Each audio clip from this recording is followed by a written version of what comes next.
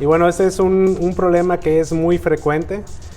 Pues lamentablemente el paciente pues no se da cuenta más bien la persona que está al lado de ella, ¿no? Oye, qué cosa. ¿Nos podrías decir por qué se causan o qué es lo que causa los ronquidos, Fernando? Ok, primero para definir, un ronquido es ese sonido que hace la vía aérea cuando los músculos se relajan. Saber que la vía aérea empieza por la nariz, pasa posteriormente por la faringe y posteriormente a la laringe, ¿no? Entonces estos músculos tienen cierta relajación y eso es lo que provoca el sonido llamado como tal el ronquido. Sin embargo, en ocasiones pasa que puede ser que el paciente ronque, pero en ocasiones deja de respirar. A eso se le conoce como apnea. Es decir, que ese es el cese de la respiración por más de 10 segundos. Es por eso que en ocasiones tienen que mover a la persona de al lado, oye, dejaste de respirar, ¿no? Dios santo, es la famosa apnea del sueño. Exactamente. Y es peligrosa, ¿no? Claro que sí. Yo les pongo un ejemplo a mis pacientes, es como si les estuviera yo poniendo la almohada encima y dejárselo por 10 segundos y posteriormente quitárselos, ¿no? Entonces, ¿qué va a pasar con esto? Es un estrés donde el paciente puede experimentar a la larga hipertensión, baja obviamente la saturación sanguínea y pues bueno, finalmente esto hace un daño también a la propia repercusión social que tiene el paciente. Son pacientes que se están durmiendo durante el transcurso del día y cabe mencionar que una cosa es dormir y otra cosa es descansar, ¿no? Totalmente. Oye, eso me preocupó, eso de la apnea del sueño. Por ejemplo, ¿puede durar más de 10 segundos? O sea, ¿hay gente que ha muerto por eso?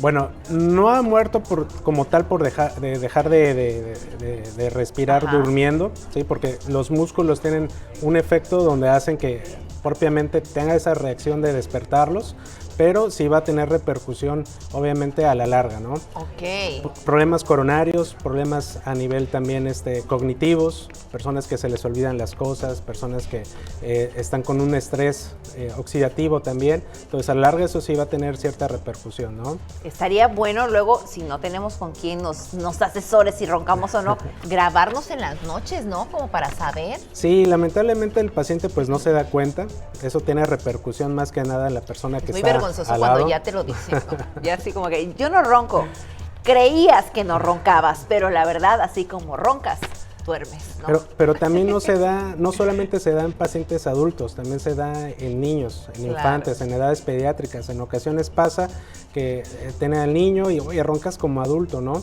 También puede ser por un problema obstructivo. Entonces hay que ver cómo está la funcionalidad de la nariz, hay que ver cómo está la funcionalidad también de la faringe, es decir, las amígdalas, o también conocidas como, mayormente se conocen como las anginas, pueden tener también cierta repercusión a la obstrucción de la vía aérea. Ay, Dios. Sin embargo, pues bueno, ese es un tema muy complejo en cuestión porque debemos de tener en cuenta que también debemos de valorar al paciente, ¿no? En cuestión de que si tiene sobrepeso, no es lo mismo un paciente que tiene un cuello un poquito más largo, que finalmente puede tener esta vía aérea más despejada en comparación a una persona con un cuello más pequeño, más corto, con más gordito, con cierta obesidad. Entonces tenemos que cambiar también este tipo de acciones, este tipo de dietas también. Claro. Y de igual forma dietas higiénicas alimenticias, ¿no? Se espera que el paciente antes de dormir debe de ingerir alimentos por lo menos 2 horas antes de dormir, ¿no? Ok. Esto también puede ocasionar cierto ronquido o el mismo alcohol. Por también el alcohol. Así es por eso que cuando una persona bebe de más, pareciera que descansa, pero ronca bonito, pero no descansa, ¿no? Sí, claro. No, es que de verdad que hay gente que ronca muy fuerte y si tienes a alguien hacia al lado, luego es muy incómodo y no sabes qué hacer. ¿Nos podrías dar algunas recomendaciones de qué podemos hacer cuando roncamos tan fuerte? Sí, claro que sí. Primero que nada, saber el índice de masa corporal, ¿no? Saber si estamos en sobrepeso, si tenemos cierta obesidad, ¿vale? También influye mucho cómo dormimos. No es lo mismo dormir con 3, 4 almohadas que tenemos en cierta forma compresa la propia vía aérea a tener un poco más... La posición es importante para dormir. Es correcto, así es, tenerla un poquito más despejada, ¿no? Hábitos alimenticios, como los acabo de comentar, también evitar ingerir alcohol, también durante 2 horas antes del sueño.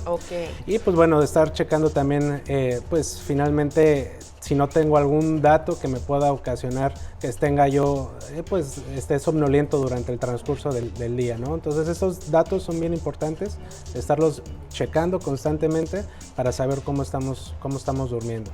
Sin embargo, lo ideal es hacer un diagnóstico. Esto se hace con un estudio que se llama polisomnografía. Eso es importante saberlo. Así es, donde el paciente, pues bueno, se monitorea por una noche.